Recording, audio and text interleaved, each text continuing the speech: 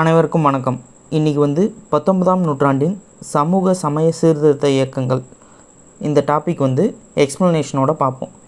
இது 10th social science புக்கில் இருக்குது. அதே மாதிரி டிஎன்பிசி குரூப் 2 குரூப் 4ல் யூனிட் 6ல் கவர் ஆகிற ரொம்ப ரொம்ப ரொம்ப இம்பார்ட்டண்டான டாபிக் இது. இந்த டாப்பிக்லேருந்து ஒரு கொஷின் இல்லை 2 கொஷினுக்கு மேலே கூட கேட்கலாம். ஓகேங்களா? டாபிக்குள்ளே போயிடுவோம். டாபிக்குள்ளே போகிறதுக்கு முன்னாடி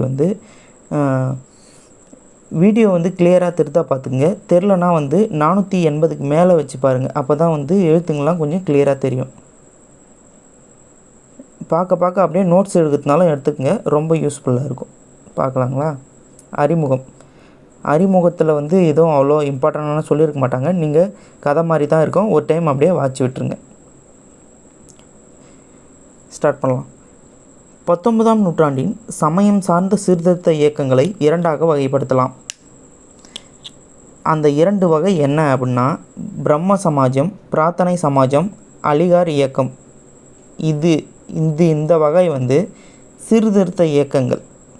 ஓகேங்களா? ஆரிய சமாஜம், ராமகிருஷ்ணா மிஷன், தியோபந்த் இயக்கம் போன்றவை சமய புத்தெழுச்சி மீட்பு இயக்கங்கள். இது ரெண்டுத்துக்கும் நல்ல டிஃப்ரெண்ட் புரிஞ்சுக்குங்க. இது சீர்திருத்த இயக்கம். ரெண்டாவது சமய புத்தெழுச்சி மீட்பு இயக்கம். சீர்திருத்தம்னா ஒரு விஷயத்தை பிடிக்கலை அப்படின்னா சீர்திருத்தம் செய்கிறது சீர்திருத்த இயக்கம். ஒரு விஷயம் அழிஞ்சு போகிற நிலையில் இருந்தால் அதை மீட்டெடுக்கிறதுக்காக கொண்டு வர இயக்கம் மீட்பு இயக்கம். இதிலிருந்தே கொஷின் கேட்கலாம். பிரம்ம சமாஜம், பிரார்த்தனை சமாஜம், அலிகார் இயக்கம், ஆரிய சமாஜம் கீழ்கண்டவற்றுள் இயக்கங்கள் சார்ந்து பொருந்தாதது எது அப்படின்னு கேட்டாங்கன்னா அலிகார் இயக்கம்னு போட்டுருவாங்க. ஏன்னா பிரம்ம சமாஜம், பிரார்த்தனை சமாஜம், ஆரிய சமாஜம் அதெல்லாம் சமாஜம் அப்படின்னு முடியறதால அலிகார் இயக்கம் கொஞ்சம் டிஃப்ரெண்ட்டாக இருக்கிறதுனால அலிகார் இயக்கத்துக்கு போயிடுவாங்க. இதை நல்லா ஞாபகம் வச்சுங்க. சீர்திருத்த இயக்கம்னா பிரம்ம சமாஜம், பிரார்த்தனை சமாஜம், அலிகார் இயக்கம். அதே போல் மீட்பு இயக்கம் அப்படின்னா ஆரிய சமாஜம், ராமகிருஷ்ணா மிஷன், தியோபந்த் இயக்கம். ஓகேங்களா? இப்போது 1 by 1 பார்ப்போம். பிரார்த்தனை சமாஜம்னா என்ன, பிரம்ம சமாஜம்னா என்ன அப்படின்றத 1 by 1 பார்ப்போம். வங்காளத்தில் தொடக்க கால சீர்திருத்த இயக்கங்கள். ஃபஸ்ட்டு வங்காளத்தில் சீர்திருத்த இயக்கம் தோன்றது ராஜாராம் மோகன் ராய் பிரம்ம சமாஜம் அப்படின்ற ஒரு சமாஜத்தை தோற்றுவித்தார். ஓகேங்களா? ராஜாராம் மோகன் ராய் இவர் பிறந்த ஆண்டு 1772, இறந்த ஆண்டு 1833. இம்பார்ட்டண்டான ஆளுங்களுக்கு மட்டும் இந்த பிறந்த தேதியும் இறந்த ஆண்டும் ஞாபகம் வச்சுக்கிறது ரொம்ப நல்லது. ஓகேங்களா? ராஜாராம் மோகன் ராய் தனது தாய்மொழியான வங்க மொழியில் புலமை பெற்றிருந்தார். அவரோட தாய்மொழி என்ன அப்படின்னு கேட்டாங்கன்னா வங்க மொழி. மேலும் அவர் மொழி அறிஞ்சிருந்தாரா அப்படின்னு கேட்டால் ஆமாம். சமஸ்கிருதம், அரபி, பாரசீகம், ஆங்கிலம் போன்ற மொழிகளில் புலமை பெற்றிருந்தார். ஓகேங்களா? அவரோட தாய்மொழின்னு கேட்டால் வங்காளம். அவர் அறிந்திருந்த மொழிகள் அப்படின்னு கேட்டாங்க சமஸ்கிருதம், அரபி, பாரசீகம், ஆங்கிலம். ஓகேங்களா? ராஜாராம் மோகன் ராய் பொருளற்ற சமய சடங்குகளையும் கேடுகளை விளைக்கும் சமூக மரபுகளையும் எதிர்த்தார். இப்போ சமய சடங்குனா சதியேறும் உடன்கட்டை. ஓகேங்களா? அதெல்லாம் அந்த போன்ற பெண் அடிமைத்தனத்தெல்லாம் எதிர்த்தவர். ஓகேங்களா? இருந்த போதிலும் கடந்த காலத்துடனான தொடர்பை அவர் பாதுகாக்க விரும்பினார். பழசும் அழிஞ்சு போயிடக்கூடாது, இப்போ இருக்கிற நிலைமையும் மாறணும் அப்படின்ற ஒரு சமூக அக்கறையோடு செயல்பட்டார். சமய தத்துவ சமூக பார்வையில் அவர் ஒரு கடவுள் கோட்பாடு, உருவ வழிபாடு எதிர்ப்பு போன்ற கருத்துக்களின் தாக்கத்தை பெற்றிருந்தார். அடுத்தது ரொம்ப ரொம்ப இம்பார்ட்டண்டான விஷயம். 1829 தலைமை ஆளுநர் வில்லியம் பெண்டிங் சதி எனும் உடன்கட்டை ஏறும் பழக்கத்தை ஒழித்து சட்டம் இயற்றியதில் ராஜாராம் மோகன் ராய்க்கு முக்கிய பங்கு உள்ளது. ஓகேங்களா. இவர் வந்து 1829 வில்லியம் பெண்டிங் பிரபு சதி எனும் உடன்கட்டை ஏறும் பழக்கத்துக்கு ஒரு சட்டம் போட்டு ஒழிச்சிட்டாங்க. அதை ஒழிச்சதில் முக்கிய பங்கு யாருக்கு இருக்குன்னா ராஜாராம் மோகன் ராய்க்கு இருக்குது. பெண் கல்வி வழங்கப்பட வேண்டும் என்ற கருத்தை வலுவாக முன்வைத்தார். பள்ளிகளிலும் கல்லூரிகளிலும் ஆங்கில கல்வி மேலை நாட்டு அறிவியல் அறிமுகம் செய்வதை முழுமையாக ஆதரித்தார். இது வந்து கூற்று காரணத்தில் கேட்கலாம், இல்லை கூற்று 1 கூற்று 2 அந்த மாதிரி வச்சுட்டு கூட இந்த ஸ்டேட்மெண்ட்டை கேட்கலாம். இதை பாருங்கள். ராஜாராம் மோகன் ராய் 1828 பிரம்ம சமாஜத்தை நிறுவி ஆகஸ்ட் 20 கல்கத்தாவில் ஒரு கோவிலை நிறுவினார். இந்த டேட்டு ரொம்ப ரொம்ப முக்கியம், ஆகஸ்ட் 20. ஓகேங்களா. அவர் வந்து எப்போ கோவிலை நிறுவுறாருனா ஆகஸ்ட் 20. பிரம்ம சமாஜம் எப்போ நிறுவப்பட்டதுன்னா 1828. அக்கோயிலுக்கு திருவுருவச் சிலை எதுவும் வைக்கப்படவில்லை. ரொம்ப ரொம்ப இம்பார்ட்டண்டான விஷயம், திருவுருவச் சிலை எதுவும் வைக்கப்படவில்லை. அங்கே ஒரு கல்வெட்டு மாதிரி வச்சு எழுதியிருந்தார், இங்கு எந்த ஒரு மதத்தை ஏளனமாகவோ அவமானமாகவோ பேசக்கூடாது அல்லது மறைமுகமாகவோ குறிப்பிடலாகாது என எழுதி வச்சார். ஓகேங்களா. நெக்ஸ்ட்டு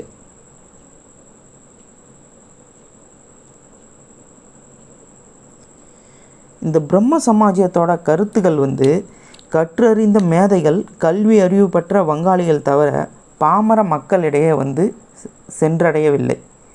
ஓகேங்களா. மேலே மட்டும்தான் இருந்துச்சு, அடித்தட்டு மக்கள் வரைக்கும் இந்த பிரம்ம சமாஜத்தின் கருத்துக்கள் வந்து சேரலை.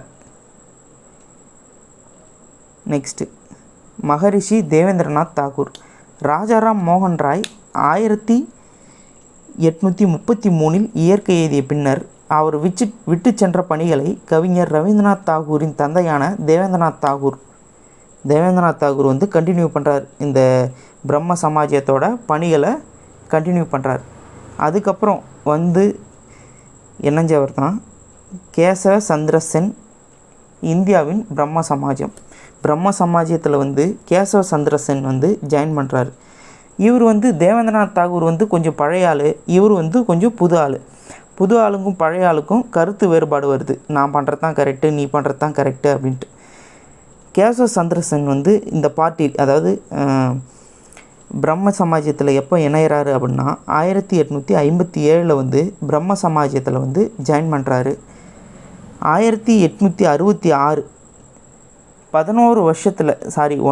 9 வருஷத்தில் பிரம்ம சமாஜத்தின் உறுப்பினர்களிடையே பிளவு ஏற்படுது. எதனால் பிளவு ஏற்படுது அப்படின்னா இளையவரான விரைவான மாற்றங்களை விரும்பினார். ஆனால் தேவேந்திரநாத் தாகூர் வந்து பொறுமையாக போகலாம் அப்படின்னாரு. இவர் வந்து தீவிரமாக இந்த இயக்கம் வந்து செயல்படணுன்றதுக்காக நிறைய கோரிக்கைகளை முன்வைக்கிறாரு. ஆனால் தேவேந்திரநாத் தாகூர் அதுக்கு ஒத்து வராததுனால உறுப்பினர்களிடையே பிளவு ஏற்படுது. ஓகேங்களா. அவர் விலகிறாரு. 1866 வந்து கேசவ சந்திரன் சென் வந்து பிரம்ம சமாஜத்திலிருந்து விலகி புதுசாக ஒரு சமாஜத்தை உருவாக்குறாரு. அதுக்கு பேர் என்னென்னா இந்திய பிரம்ம சமாஜம். கேட்பாங்க கொஷின். கேசவ சந்திர சென் வந்து பிரம்ம சமாஜத்தில் இருந்து விலகி ஆரம்பித்த சமாஜம் என்ன, இயக்கம் என்ன அப்படின்னா இந்திய பிரம்ம சமாஜம். ஓகேங்களா. இதன் பின்னர் தேவேந்திரநாத் தாகூர் அவர் வந்து ஆதி பிரம்ம சமாஜம்னு அவரையும் பேர் மாற்றிட்டார். ஓகேங்களா. குழந்தை திருமணத்தை சமாஜம் கண்டனம் செய்த போதிலும் இப்போ கேசவ சந்திர சென் அவர் வேலையை காட்டுறாரு. குழந்தை திருமணத்தை சமாஜம் கண்டனம் செய்த போதிலும் அதற்கு மாறாக கேசவ சந்திர சென் தன் 14 வயது மகளை தன்னோட 14 வயசு பொண்ணையே வந்து, அதாவது சமாஜத்தோட முக்கியமான நோக்கமே என்ன, குழந்தை திருமணத்தை வந்து தடை செய்யணும் அப்படின்றது தான். ஆனால் அதுக்கு மாறாக வந்து தன்னோட 14 வயசு பொண்ணுக்கு வந்து இந்திய இளவரசனை வந்து திருமணம் செய்து கொடுக்குறார். ஓகேங்களா. இதனால் வந்து இந்திய பிரம்ம சமாஜத்தில் இருந்தவங்களாம் வந்து கோபம் கொள்கிறாங்க. நம்மளே வந்து இப்படி பண்ணால் எப்படி அப்படின்ட்டு. அதிலிருந்து ஒரு குறிப்பிட்டவங்க பிரிஞ்சு வந்து சாதாரண சமாஜம் என்று ஒரு அமைப்பை வந்து ஏற்படுத்துகிறாங்க. ஓகேங்களா. அடுத்தது வந்து ஈஸ்வர சந்திர வித்யாசாகர்.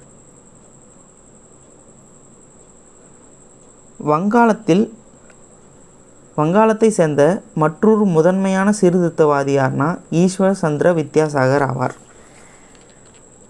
ராஜாராம் மோகன் ராயும் மற்றவர்களும் சமூகத்தை திருத்துவதற்கு மேலை நாட்டு பகுத்தறிவு சிந்தனைகள் துணையே நாடிய போது வித்யாசாகர் இந்து மறைநூல்களே முற்போக்கானவை என வாதிட்டார்.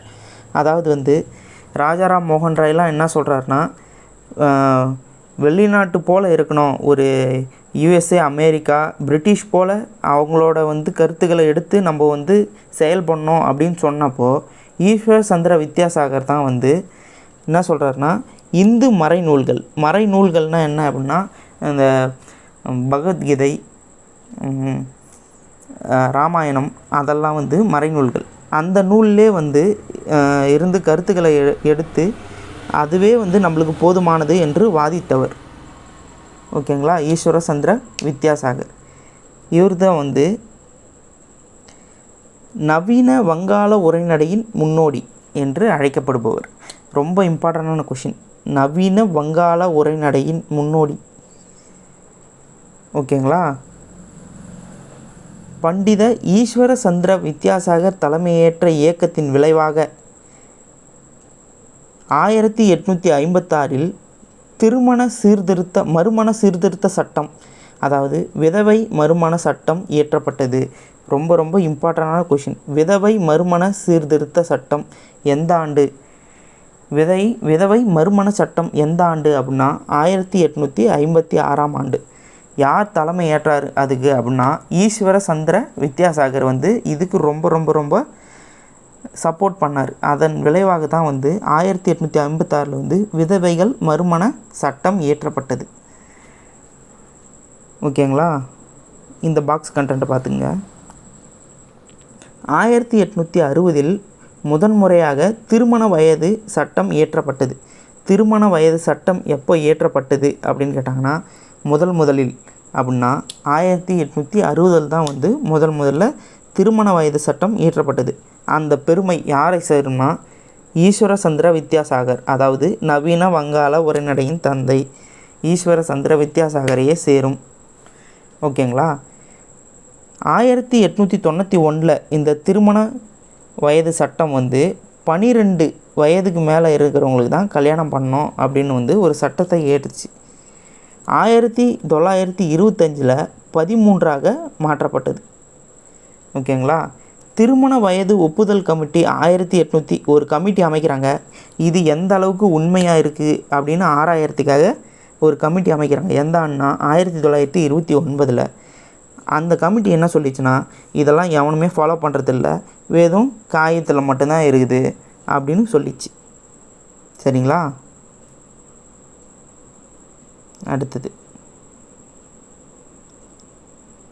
அடுத்தது வந்து பிரார்த்தனை சமாஜம்.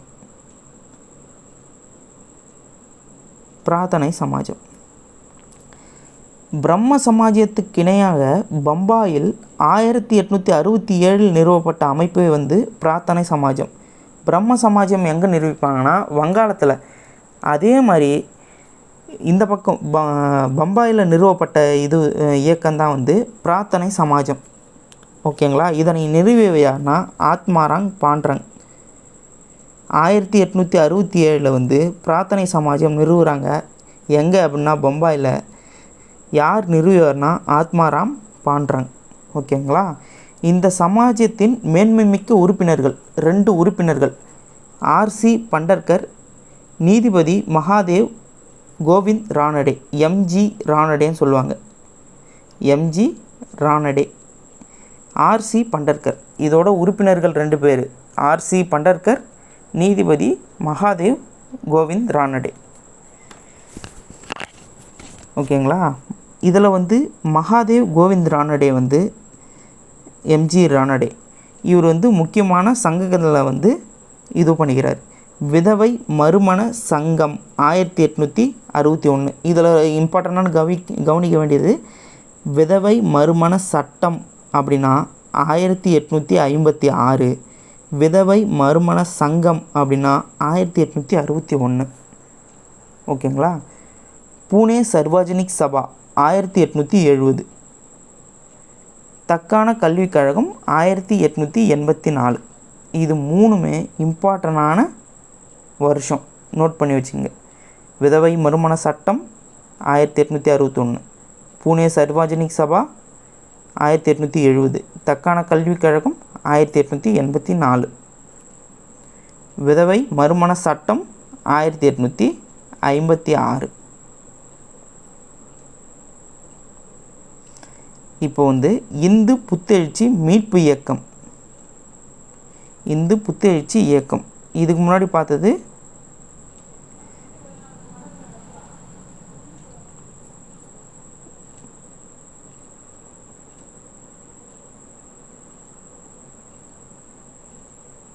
இங்கே சொல்லியிருந்தேன் பார்த்தீங்களா, சீர்திருத்த இயக்கம். இப்போ வந்து பார்க்க போகிறது மீட்பு இயக்கம்.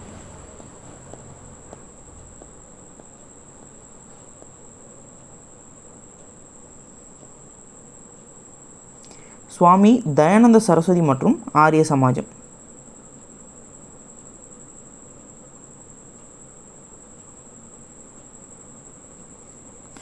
பஞ்சாபில் ஆரிய சமாஜ சீர்திருத்த இயக்கங்களுக்கு தலைமையேற்றது. எங்கன்னா பஞ்சாப் தான் வந்து ஆரிய சமாஜ சீர்திருத்த இயக்கங்களுக்கு தலைமையேற்றது. எங்கே அப்படின்னா பஞ்சாப். இந்த ஆரிய சமாஜம் எப்போ நிறுவப்பட்டதுன்னா 1875. ஆரிய சமாஜம் 1875. யார் நிறுவனாங்கன்னா சுவாமி தயானந்த சரஸ்வதி. இவர் எழுதின நூல் வந்து சத்யார்த்த பிரகாஷ் எனும் நூலை எழுதினார். சுவாமி தயானந்த சரஸ்வதி சத்யார்த்த பிரகாஷ் எனும் நூலை எழுதினார்.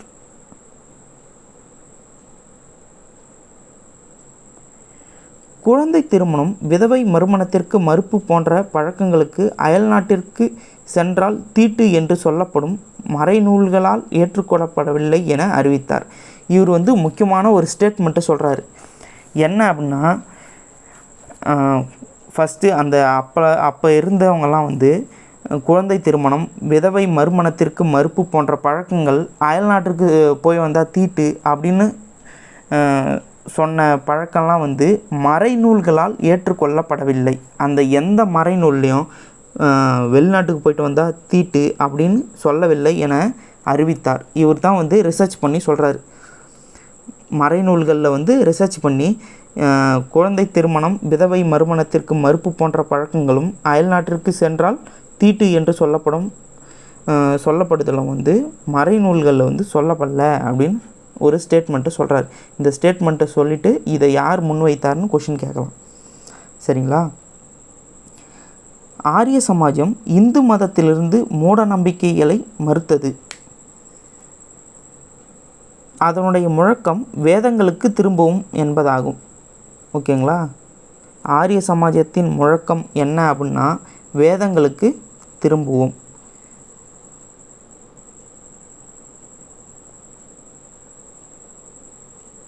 ஆரிய சமாஜம் பிரிட்டிஷ் இந்தியாவில் நடைபெற்று கொண்டிருந்த மதமாற்ற நடவடிக்கைகளை நிறுத்துவதற்கான முயற்சிகளை மேற்கொண்டது.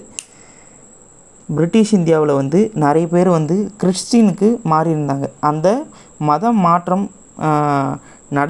தடுத்து நிறுத்தத்துக்காக முயற்சிகள் வந்து மேற்கொள்ளப்பட்டது. இதன் முக்கிய குறிக்கோள் வந்து எதிர்மறை மாற்றம் என்பதாகும். ஏற்கனவே இந்து மதத்திலிருந்து இஸ்லாம் மதத்துக்கும் கிறிஸ்துவ மதத்துக்கும் மதம் மாறியவர்களை வந்து மீண்டும் இந்து மதத்திற்கு சுத்தி எனும் சுத்திகரிப்பு முறையை சடங்கை செய்து மீண்டும் இந்துக்களாக ஏற்றுக்கொள்ளப்பட்டது. ஓகேங்களா. சமாஜம் பல தயானந்த ஆங்கில வேத பள்ளிகளையும் கல்லூரிகளையும் உருவாக்கியது. நிறைய காலேஜஸ் மற்றும் ஸ்கூல்ஸை வந்து உருவாக்குது. அடுத்தது ராமகிருஷ்ண பரமஹம்சர். கல்கத்தாவிற்கு அருகே இருந்த தட்சிணேஸ்வரம் எனும் ஊரை சார்ந்த எளிய அர்ச்சகர் யார் அப்படின்னா ராமகிருஷ்ண பரமஹம்சர். கல்கத்தாவுக்கு அருகே உள்ள தட்சிணேஸ்வரம், ஓகேங்களா, புனித தாயான கடவுள் காளியின் தீவிர பக்தர். ஓகேங்களா, கடவுள் காளியின் தீவிர பக்தர் யார்னா ராமகிருஷ்ண பரமஹம்சர். ஜீவன் என்பதே சிவன் எனவும் கூறினார். ஜீவன் என்பதே சிவன் என்று கூறியவர் யார்னா ராமகிருஷ்ண பரமஹம்சர். மனிதர்களுக்கு செய்யப்படும் சேவையே கடவுளுக்கு செய்யப்படும் சேவையாகும் என்ற ஸ்டேட்மெண்ட்டை சொன்னவரும் இவர் தான், ராமகிருஷ்ண பரமஹம்சர். Ramakrishna mission. Next Ramakrishna mission.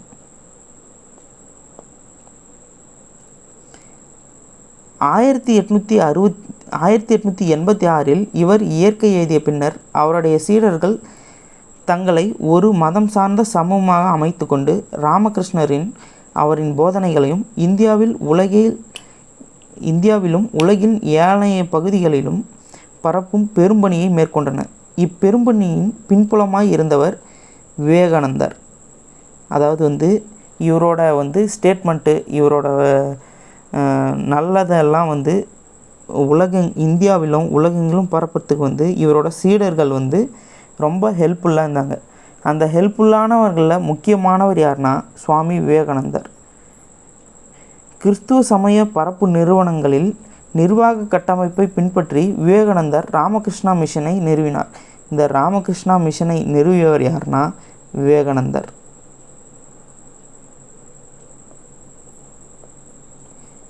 Next விவேகானந்தர் பற்றி பார்ப்போம். பின்னாளில் சுவாமி விவேகானந்தர் நரேந்திர தத்தா, இது அவரோட ஒரிஜினல் நேம்.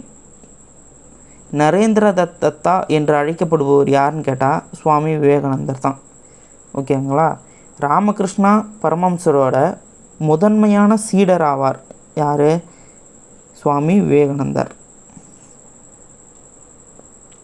இதெல்லாம் கதை மாதிரி தான் இருக்கும், இதெல்லாம் ஒன்றும் இம்பார்ட்டன்ட் இல்லை. இதில் ஒரு இம்பார்ட்டண்டான விஷயம் பாருங்கள். 1893 சிக்காகோவில் நடைபெற்ற உலக சமய மாநாட்டில் எந்த ஆண்டுன்னு ஞாபகம் வச்சுக்கணும், எங்கே நடந்த மாநாடுன்னு ஞாபகம் வச்சுக்கணும். ஓகேங்களா, 1893 சிக்காகோவில் நடைபெற்ற உலக சமய மாநாட்டில் இந்து சமயம் பற்றியும் பக்தி மார்க்க தத்துவம் குறித்தும் அவர் ஆற்றிய சொற்பொழிவுகள் அவருக்கு பெரும் புகழை சேர்த்தது. இவர் அந்த மாநாட்டில் போயிட்டு பேசுகிறாரு. நெக்ஸ்ட்டு பிரம்ம ஞான சபை.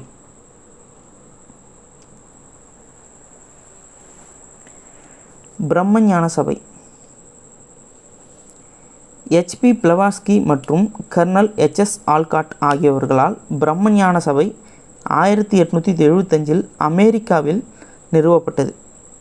ஓகேங்களா, 1875 யார்னா HP பிளவாட்ஸ்கி, HS ஆல்காட். 1886 கிட்டத்தட்ட 11 வருஷம் கழித்து சென்னையில் உள்ள அடையாருக்கு மாற்றப்பட்டது. பிரம்மஞான சபை இந்து செவ்வியல் நூல்களை, குறிப்பாக உபநிடதம், பகவத்கீதை ஆகியவற்றை படிப்பதற்கு உற்சாகமூட்டியது. இந்தியாவில் பௌத்தம் புத்துயிர் பெறுவதில் பிரம்மஞான சபை முக்கிய பங்காற்றியது. ரொம்ப இம்பார்ட்டண்டான கொஷின்.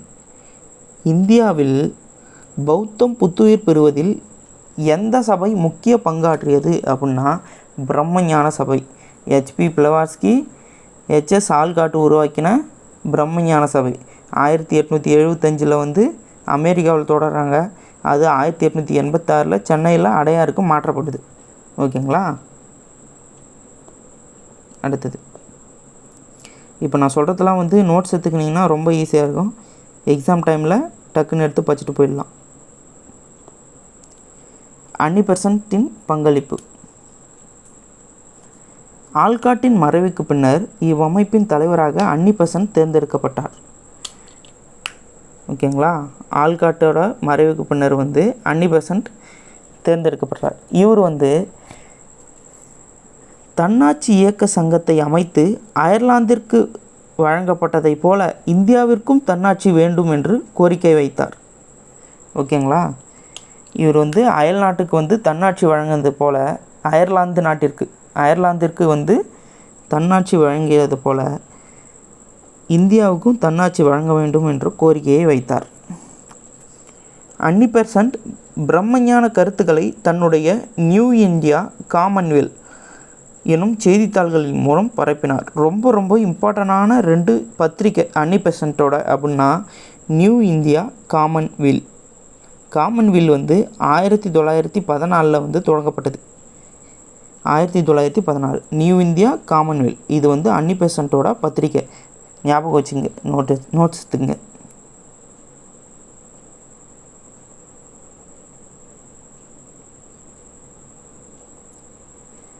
அப்புறம் நெக்ஸ்ட் வந்து சாதி எதிர்ப்பு இயக்கங்கள். ஜோதிபா கோவிந்தராவ் பூலே 1827 மகாராஷ்டிராவில் பிறந்தார். இந்த இயர் நோட் பண்ணி வச்சுங்க, இவர் ரொம்ப ரொம்ப இம்பார்ட்டண்டான பர்சன். 1827 வந்து மகாராஷ்டிராவில் வந்து பிறந்தார். அவர் வந்து 1852ஆம் ஆண்டு ஒடுக்கப்பட்டோருக்கான முதல் பள்ளியை பூனேயில் தொடங்கினார். எப்போனா 1852 பூனேவில் தொடங்குறார். ஓகேங்களா. சத்திய சோதக் சமாஜ் உண்மையை நாடுவோர் சங்கம் எனும் அமைப்பை உருவாக்கினார். சத்திய சோதக் சமாஜ் உண்மையை நாடுவோர் சங்கம் எனும் அமைப்பை வந்து உருவாக்குறார். பிராமண அல்லாத மக்களுக்கும் சுயமரியாதையோடும் குறிக்கோளோடும் வாழ தூண்டுவதற்காய் நிறுவினார். நம்மளும் தன்னம்பிக்கையாக இருக்கணும், நம்மளும் வந்து முன்னேறணும் அப்படின்றதுக்காக சத்திய சோதக் சமாஜ் உண்மையை நாடுவோர் சங்கம் எனும் அமைப்பை வந்து நிறுவினார். இவரும் வந்து வழக்கம் போல் எல்லாரும் சொல்கிற மாதிரி குழந்தை திருமணத்தை எதிர்த்தார். இவர் ஜோதிபாய் பூலே வந்து எழுதிய நூல் என்ன நூல் அப்படின்னு கேட்டால் இது கேட்பாங்க. குலாம்கிரி, அடிமைத்தனம். குலாம்கிரினா நானும் தெரிஞ்சு வச்சுக்கணும். குலாம்கிரினா அடிமைத்தனம்.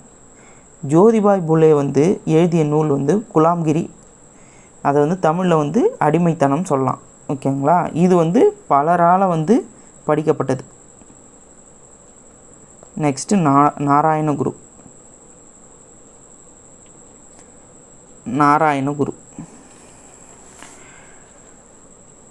கேரளாவில் ஏழை பெற்றோருக்கு மகனாக பிறந்த நாராயணகுரு மலையாளம், சமஸ்கிருதம், தமிழ் மொழிகளில் அறிஞராகவும் கவிஞராகவும் திகழ்ந்தார். இவருக்கு தெரிஞ்ச 3 மொழி வந்து ஈஸியாக தான் ஞாபகம் வச்சுக்கலாம். சமஸ்கிருதம், தமிழ், மலையாளம்.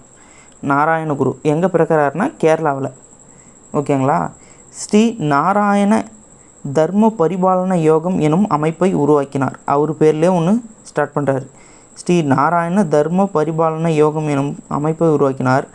அருவிபுரம் எனும் ஊரில் பெரிய கோவிலை கட்டி அவர் அதை அனைவருக்கும் அர்ப்பணித்தார். ஓகேங்களா. எங்கே கட்டுறாரு அப்படின்னா அருவிபுரம் எனும் ஊரில் வந்து ஒரு கோவிலை கட்டுறாரு.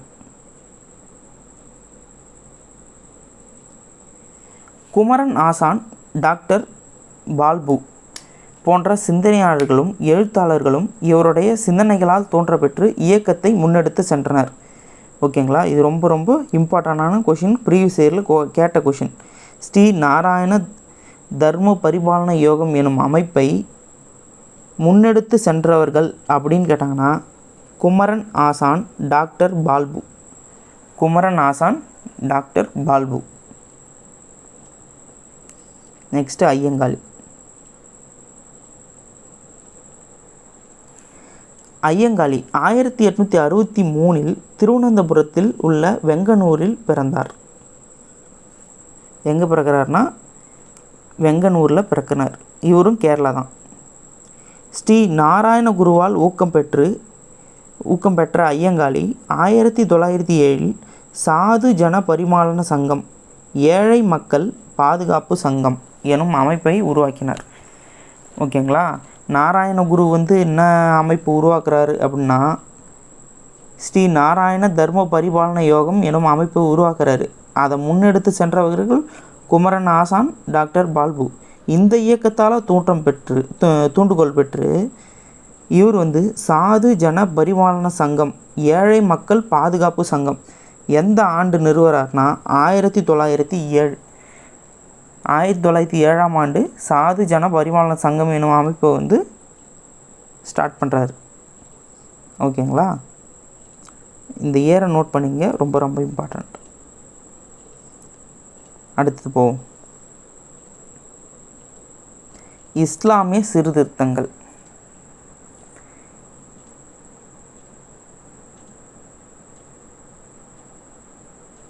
இஸ்லாம் 1857ஆம் ஆண்டு பெரும்புரட்சி ஒடுக்கப்பட்ட பின்னர் இந்திய முஸ்லிம்கள் மேற்கத்திய பண்பாட்டை சந்தேக கண்ணோடு பார்த்தனர்.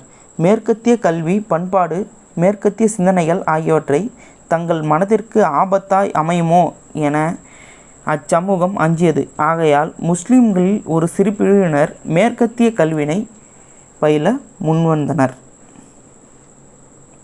ஃபஸ்ட்டு இதை பார்ப்போம். சர் சையது அகமது கான். ஓகேங்களா, டெல்லியில் வந்து ஒரு ஹை கிளாஸ் ஃபேமிலியில் வந்து இவர் பிறகுறார். நவீன கல்வியின்மையை இஸ்லாமியர்களுக்கு பெருந்தீங்கு விளைவித்தது, அவர்களை கீழ்நிலையில் வைத்துவிட்டது என கருதினார். ஓகேங்களா, நவீன கல்வி அறிவின்மை இஸ்லாமியர்களுக்கு பெருந்தீங்கு விளைவித்தது என்று நெகட்டிவாக நினைக்கிறார் அவர். ஓகேங்களா, அறிவியல் கழகம் ஒன்றை நிறுவி அவர் ஆங்கில நூல்களை, குறிப்பாக அறிவியல் நூல்களை உருது மொழியில் மொழியாக்கம் செய்தார். இது எந்த மொழியிலேருந்து எந்த மொழியாக கன்வெர்ட் பண்ணார் அப்படின்றது வந்து கேட்பாங்க.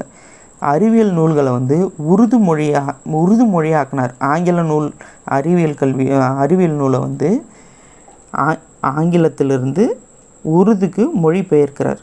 ஓகேங்களா, மேலெழுந்து வரும் தேசிய இயக்கத்தை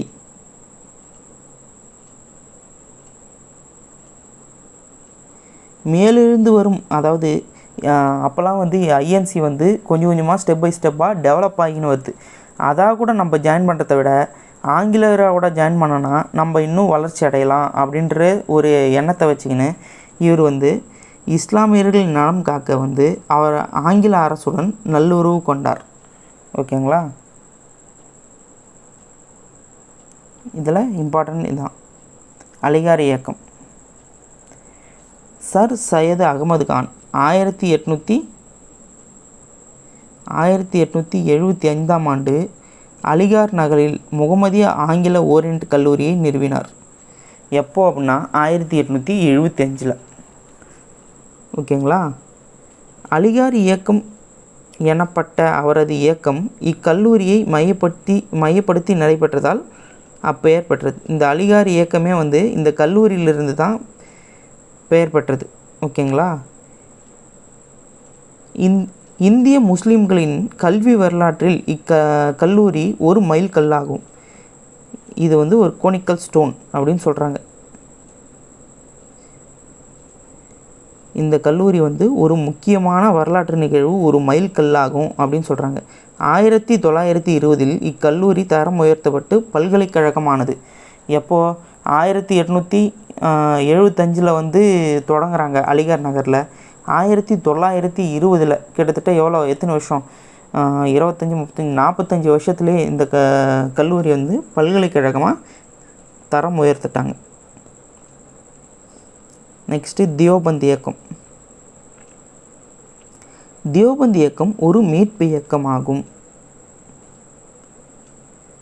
இவ்வியக்கம் பழமைவாத முஸ்லீம்கள் உலோகமாக்கல், அதாவது பழமைவாத முஸ்லீம்களை உலோகமாக்கல்னு சொல்லுவாங்களாம், உலோகமாக்கலால் தொடங்கப்பட்டது. ஓகே, இவ்வுலோகமாக்கல் முகமது குவாசிம் நானோதேவி, ரஷீத் அகமது கங்கோத்ரி ஆகியோரின் தலைமையில் 1866இல் உத்தரப்பிரதேசத்தில் உள்ள சஹரன்பூரில் ஒரு பள்ளியை நிறுவியது. ஓகேங்களா, 1866 யார் நிறுவுறதுனா ரஷீத் அகமது கங்கோத்ரி, அதுக்கப்புறம் முகமது குவாசிம் நானோதேவி, இவங்க இந்த 2 பேரும் சேர்ந்து உத்தரப்பிரதேசத்தில் சஹரன்பூரில் வந்து ஒரு பள்ளியை நிறுவினாங்க. ஓகேங்களா. இப்பள்ளியின் பாடத்திட்டம் ஆங்கில கல்வியும் மேலை நாட்டு பண்பாட்டையும் புறக்கணித்தது. இதை நல்லா ஞாபகம் வச்சுங்க, புறக்கணிச்சிச்சு.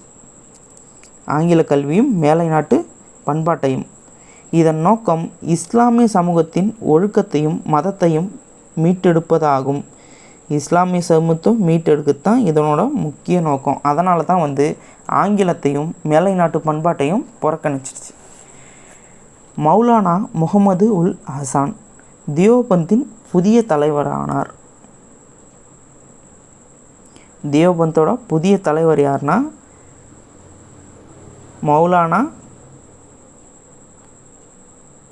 மௌலானா முகமது உல் ஹசான். அவரின் தலைமையில் இயங்கிய ஜமைத் உல் உலோமா, அதாவது இறையில்லாளர்களின் அவை ஆசனுடைய கருத்து, அதாவது மௌலானா முகமது ஆசனுடைய கருத்துக்களானது. நெக்ஸ்ட்டு இதை மட்டும் நோட் பண்ணிங்க. புதிய தலைவர், தியோபந்தின் புதிய தலைவர் யாருன்னா மௌலானா முகமது உல் ஹசன். அவர் வந்து ஜமைத் உல் உலோமா அப்படின்ற ஒரு கருத்தை வந்து முன்வைக்கிறார்.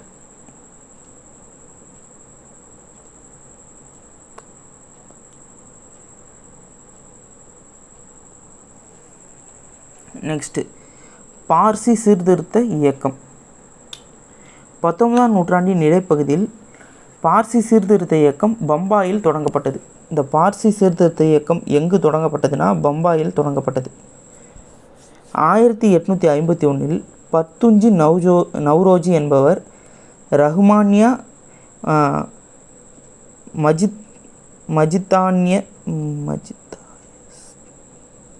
மஜிதா யஸ்னன் சபா அப்படின்ற ஒரு சபா வந்து உருவாக்குனார். மஜிதா யஸ்னன் அப்படின்ற ஒரு சபாவை வந்து உருவாக்குறார். அதாவது பார்சிகளின் சீர்திருத்த சங்கம் எனும் அமைப்பை உருவாக்கினார். யார்னா பர்துஞ்சி நவ்ரோஜி.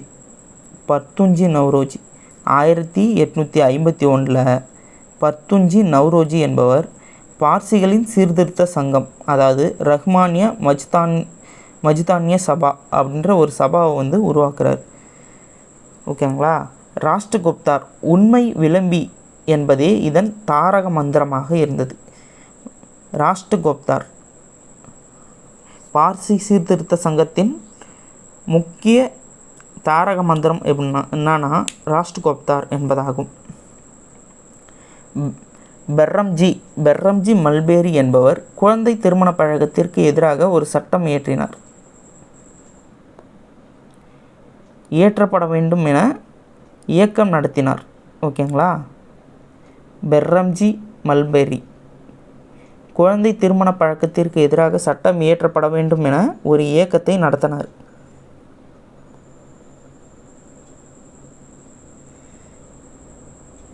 இச்சமூகம் பெரோஷா மேத்தா, தீன்சா வாச்சா போன்ற சிறந்த தலைவர்களை உருவாக்கின. எந்த சமூகம் அப்படின்னா பார்சி சமூகம்.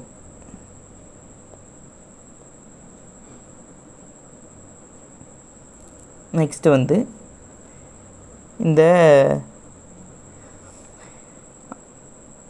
இந்த பெரோஷா மேத்தா தீன்சா வாச்சா அவங்களாம் வந்து தொடக்க கால காங்கிரஸில் முக்கிய பணியாற்றியவர்கள். ஓகேங்களா. அடுத்தது வந்து சீக்கியர்கள் சீர்திருத்த இயக்கம். இதை வந்து நிரங்காரி இயக்கம் வந்து ஒன்று இருக்குது, நாம்தாரி இயக்கம்னு இன்னொன்று இருக்குது. ஃபஸ்ட்டு நிரங்காரி இயக்கத்தின் நிறுவரான பாபா தயால்தாஸ்னா காரி வரணும். ஓகேங்களா. நிரங்காரினா உருவமற்ற இறைவனை வழிபட வேண்டும் என்று வலியுறுத்தினார். ஓகேவா. இந்த பாபா தயால்தாஸ் வந்து நிரங்காரின்னு ஒரு இயக்கத்தை வந்து நிறுவுறாரு. இவர் என்ன சொல்கிறாருன்னா உருவமற்ற இறைவனை வந்து வணங்கணும் அப்படின்னு சொல்கிறாரு. இவர் வந்து மது அருந்துவதையும் மாமிசம் உண்பதையும் கைவிடும்படி வலியுறுத்தினார். நெக்ஸ்ட்டு வந்து பாபா ராம்சிங். இது முடிஞ்சு இது பாபா ராம்சிங் என்பவரால் தொடங்கப்பட்ட நாம்தாரி. காரி அப்படின்னா தயால்தாஸ் வரணும், தாரி அப்படின்னா ராம் சிங் வரணும். பாபா ராம்சிங். இயக்கம் சீக்கியர்களிடையே நடைபெற்ற மற்றொரு சமூகம். ஓகேங்களா. நாம்தாரி இயக்கம் சீக்கியர்களின் அடையாளங்களை கிர்பான், அதாவது வாளை தவிர அணிய வற்புறுத்தியது. கிர்பானை தவிர மற்றதெல்லாம் அணியறதுக்கு வந்து வலியுறுத்தியது. வாளுக்கு பதிலாக தன் சீடர்களை லத்தியை வைத்து கொள்ளும்படி ராம்சிங் கூறினார். ஓகேங்களா. வாளுக்கு பதிலாக லத்தியை வைத்து கொள்ளும்படி எந்த இயக்கம் கூறுச்சு அப்படின்னா நாம்தாரி இயக்கம். அதோட தலைவர் யாருன்னா பாபா ராம்சிங். ஞாபகம் வச்சுங்க, ரொம்ப ரொம்ப இம்பார்ட்டண்டானது. ஆணும் பெண்ணும் சமம் என கருதியது எந்த இயக்கம்னா இந்த இயக்கம்தான், நாம்தாரி இயக்கம்.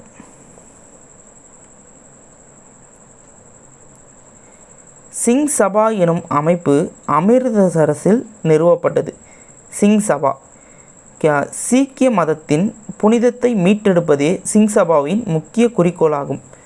சீக்கிய மதத்தோட புனிதத்தை மீட்டெடுப்பதே சபாவின் முக்கிய குறிக்கோளாகும். சிங் சபாவோட முக்கிய குறிக்கோளாகும். இதே மாதிரி ஒரு கொஷினை வந்து நம்ம மேலே பார்த்தோம், அதை பார்த்துட்டு வந்துடலாங்களா.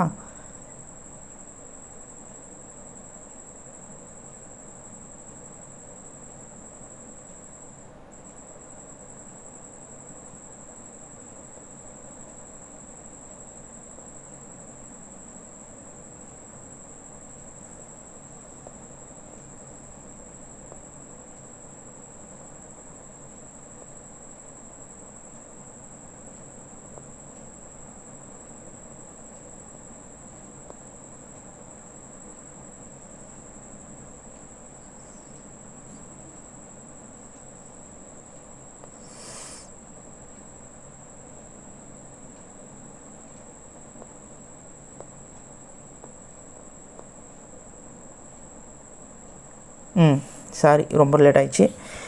இந்தியாவின் பௌத்தம் புத்துயிர் பெறுவதில் பிரம்ம ஞான சபை முக்கிய பங்காற்றியது. இது வந்து பௌத்தம் புத்துயிர் பெறுவதில் இது முக்கிய பங்காற்றியதுன்னா பிரம்ம ஞான சபை. ஓகேங்களா. அதே போல தான் இங்கே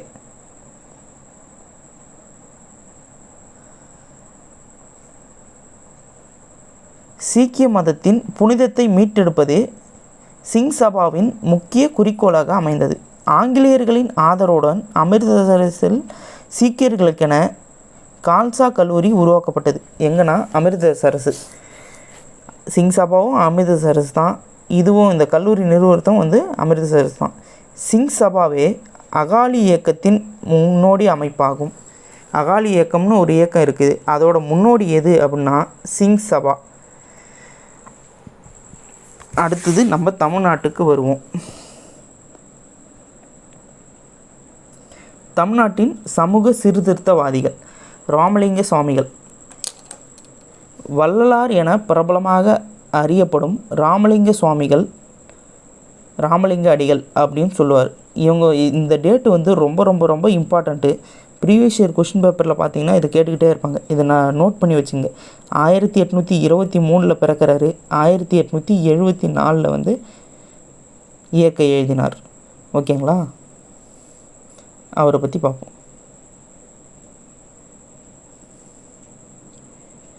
எங்கே பிறக்கிறார்னா மருதூர் எனும் கிராமத்தில் பிறக்கிறார்.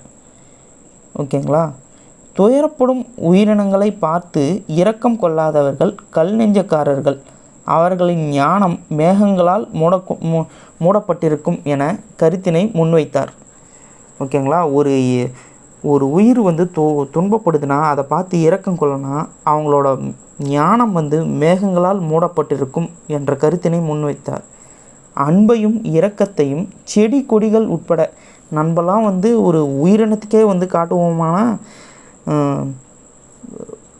ரொம்ப ரேரு. அவர் வந்து ஒரு செடி கொடிகள் உட்பட அனைத்து உயிர்களிடமும் காட்டினார்.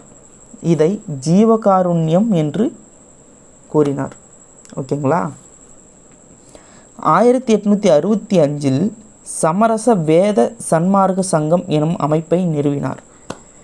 சமரச சன்மார்க்க வேத சங்கம் சமரச வேத சன்மார்க்க சங்கம் எனும் அமைப்பை 1865 நிறுவுறார்.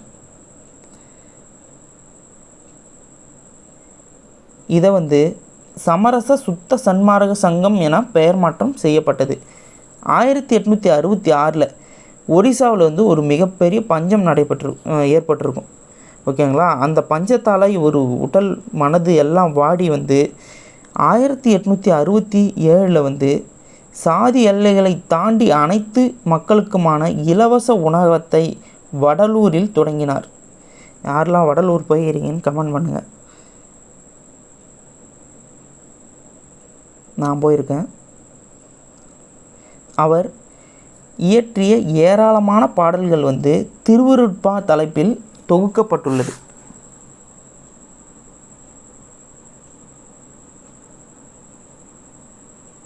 இதெல்லாம் சும்மா பாக்ஸ் கண்டென்ட், ஒன்றும் அவ்வளோ படித்து பாருங்கள், நல்லா தான் இருக்கும்.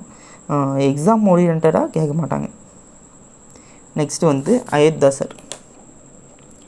பண்டித அயோத்திதாசர் ஒரு தீவிர தமிழறிஞரும் சித்த மருத்துவரும் ஆவார். தீவிர தமிழறிஞரும் சித்த மருத்துவரும் ஆவார்.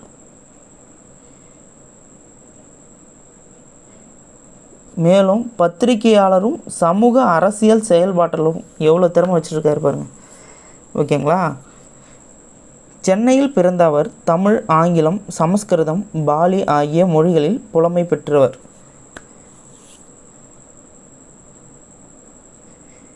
என்னென்ன மொழி ஞாபகம் வச்சுங்க. தமிழ், ஆங்கிலம், சமஸ்கிருதம், பாலி ஆகிய மொழிகளில் புலமை பெற்றவர். ஒடுக்கப்பட்டோரின் கோயில் நுழைவுக்கு ஆதரவாக குரல் எழுப்புவதற்காக பண்டிதர் அயோத்திதாசர் அத்வைதானந்த சபா இது ஒடுக்கப்பட்டவங்களை கோயிலுக்குள்ளே நுழைவிடக்கூடாது அப்படின்னு சொல்கிறவங்களுக்காக அதை தட்டி கேட்கறதுக்காக ஆரம்பிக்கப்பட்ட ஒரு சபா தான் அத்வைதானந்த சபா. ஞாபகம் வச்சுங்க. எனும் அமைப்பை நிறுவறார். 1882 அயோத்திதாசரும் ஜான் ரத்தினம் என்பவரும் திராவிடர் கழகம் எனும் அமைப்பை நிறுவினார். 1882 திராவிடர் கழகம் எனும் அமைப்பை நிறுவினார். எப்போனா 1882 திராவிடர் கழகம் எனும் அமைப்பை நிறுவினார். மேலும் 1885 திராவிட பாண்டியன் எனும் இதழையும் தொடங்கினார். ஓகேங்களா. திராவிட மகாஜன சபை என்ற அமைப்பை 1891 நிறுவி இவ்வமைப்பின் முதல் மாநாட்டை நீலகிரியில் நடத்தினார். இது ஒரு 2024 குரூப் 4 எடுத்து பார்த்திங்கன்னா இந்த நீலகிரின்ற கொஷின் கேட்டிருப்பாங்க. அதாவது திராவிட மகாஜன சபையின் முதல் மாநாடு எங்கு நடைபெற்றது அப்படின்னு கேட்டிருப்பாங்க. நீலகிரி. திராவிட மகாஜன சபை எந்த ஆண்டுன்னு கேட்டால் 1891.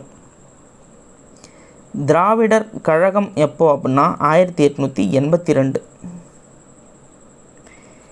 பிரம்மஞான சபைகளை நிறுவியர்களில் ஒருவரான கர்னல் எச்.எஸ். ஆல்காட் ஏற்படுத்திய தாக்கத்தின் விளைவாக 1898 ஆண்டு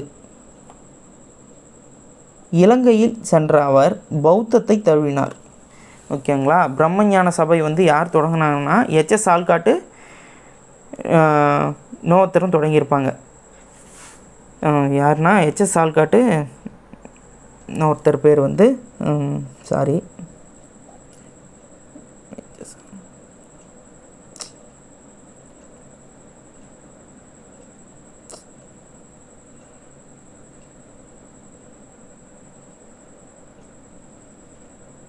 எச்.எஸ். ஆல்காட், ஹெச்பி பிளவாட்ஸ்கி இவங்க 2 பேரும் தொடங்கியிருப்பாங்க. ஓகேங்களா. யோசிச்சு சொல்லலாம், வீடியோ லென்த்தாக போயிடும் அப்படின்னு தான் பார்த்து சொல்கிறேன், தப்பாக நினச்சிக்காதீங்க.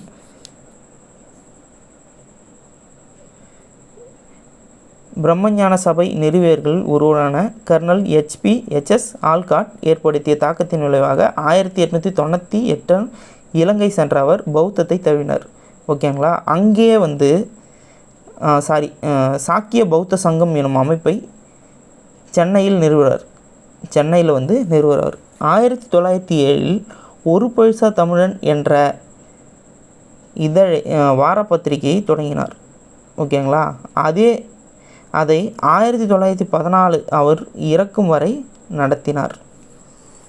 1907 ஒரு பைசா தமிழன் எனும் பெயரில் வார பத்திரிகை, நல்லா நோட் பண்ணிங்க, வார பத்திரிகை. 1916 அவர் டெத் ஆகிறதுக்கு முன்னாடி வரைக்கும் அந்த பத்திரிகையை வந்து நடத்துகிறார். ஓகேங்களா.